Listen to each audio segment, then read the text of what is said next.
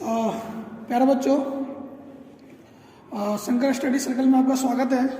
मैं आपको बताने वाला हूँ आज political science chapter 4 class 11 second term की जो पहली जो हमारे पास चैप्टर है कार्यपालिका में बच्चों हमारे पास आता है पहले सरकार के अंग।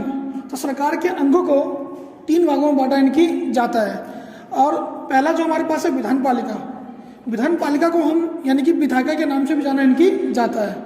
समझे ना, विधान पालिका को हम विधायिका के नाम से भी जाना इनकी जाता है।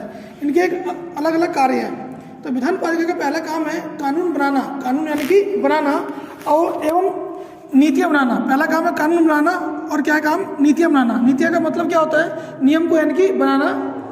दूसरी बात हमारा आता है कार्यपालिका सरकार का सबसे महत्वपूर्ण और दूसरा क्या है, अंग है। कार्यपालिका सरकार का दूसरा सबसे महत्वपूर्ण क्या है, अंग है। इनका मेन काम होता है कि विधान पालिका द्वारा बनाए गए कानूनों को क्या करना, लागू करना। कार्यपालिका का मेन काम क्या है कि विधान पालिका द्वारा बनाए गए कानूनों को लागू करना। तीसरा हमारे पास है न्यायपालिका सरकार का तीसरा अंग है। न्यायपालिका का पहला काम क्या है, न्याय करना, यानी कि न्याय व्यवस्था को सुचारू रूप से यानी कि चलाना तथा कानून के शासन के सिद्धांत के आधार पर उसे क्या करना, हल करना, है ना।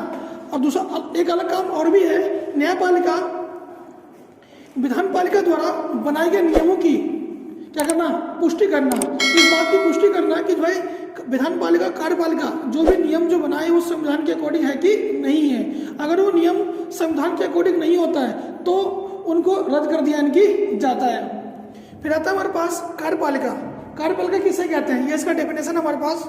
कार्यपालिका सरकार का वह अंग है जो कानून के रूप में प्रकट जनता की इच्छाओं को लागू करता है कि भाई जनता क्या चाहती है, जनता जो चाहती है उसी के अकॉर्डिंग कार्यपालिका कार्य करती है, उसी प्रकार से नियम को लागू यानी कि करती है। तो कार्यपालिका जनता के अकॉर्डिंग कार्य करती है ताकि जनता जो चाहती है उसके कार्य को सही प्रकार से किया जा सके। फिर हमारे पास कार्यपालिका का क्या क्या उद्देश्य है, क्या क्या काम है। तो पहला हमारे पास है कार्यपालिका सरकार का दूसरा महत्वपूर्ण क्या है, अंग है। कार्यपालिका सरकार का दूसरा सबसे महत्वपूर्ण क्या है, अंग है। विधान पालिका के बनाए हुए कानूनों को कार्यपालिका के द्वारा लागू किया जाता है। यानी कि विधान पालिका जो भी नियम बनाता है या जो भी कानून बनाता है, कार्यपालिका क्या करता है, उसको वह लागू करता है। क्या करता है, लागू करता है। अगला पॉइंट हमारे पास व्यापक तथा सामूहिक अर्थ में कार्यपालिका के अंतर्गत वे सभी अधिकारी, राज्य कर्मचारी तथा एजेंसियां भाग लेती हैं। यानी कि व्यापक और सामूहिक अर्थ में कार्यपालिका के अंतर्गत सभी अधिकारी, राज्य कर्मचारी भी और एजेंसियां भी कार्यपालिका के काम में क्या करती है, भाग लेती है और उसका समर्थन करती है।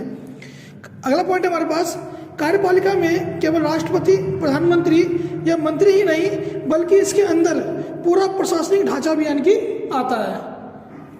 यानी कि प्रशासनिक ढांचा भी आता है। कार्यपालिका के बहुत सारे क्या होता है, काम भी यानी कि पायन की जाते हैं। मेरा वीडियो आपको कैसा लगा, अगर आपको अच्छा लगा हो तो लाइक शेयर कमेंट करें। अगर कुछ प्रॉब्लम हो रहा हो आपको, ठीक है, समझ में नहीं आ रहा होगा तो कृपया करके आप यानी कि कमेंट बॉक्स में कमेंट करें और बेल आइकन को यानी कि दबा दें। तो मैं आपको अगला पॉइंट बढ़ा रहा हूँ मैं, राजनीतिक कार्यपालिका। तो राजनीतिक कार्यपालिका सरकार के प्रधान और उनके मंत्री को शामिल किया जाता है। यानी कि राजनीतिक कार्यपालिका में सरकार के प्रधान यानी कि प्रधानमंत्री और उनके मंत्री को शामिल किया यानी कि जाता है। अगला पॉइंट हमारे पास सरकार के सभी नीतियों के लिए उत्तरदायी होते हैं कौन, राजनीतिक कार्यपालिका सरकार के सभी नीतियों के लिए उत्तरदायी यानी कि होते हैं। यानी कि जो भी अगर क्वेश्चन पूछेगा तो उनको जवाब देना यानी कि पड़ेगा। फिर हमारे पास है कि राजनीतिक कार्यपालिका इसमें राजनीतिक अधिकारी यानी कि राजनीतिक कार्यपालिका में राजनीतिक अधिकारी निर्वाचित होते हैं। यानी इनको चुना जाता है, चुनाव के बेस पर इनको चुना जाता है। इसलिए इसका टाइम पीरियड मैक्सिमम 5 वर्ष का होता है, लेकिन ये स्थायी यानी कि फिक्स यानी कि नहीं होते हैं। जो अगला टॉपिक हमारे पास है अस्थायी कार्यपालिका। अस्थायी कार्यपालिका कार्यपालिका मतलब है तो ये फिक्स होते हैं। यानी कि ये इनकी टाइम पीरियड क्या होता है, और फिक्स होते हैं कि ये जब तक इनका कार्यकाल रहेगा तब तक ये कार्य यानी कि करेगा। ये सिविल सेवा के सदस्य होते हैं, जैसे IAS IPS है ना।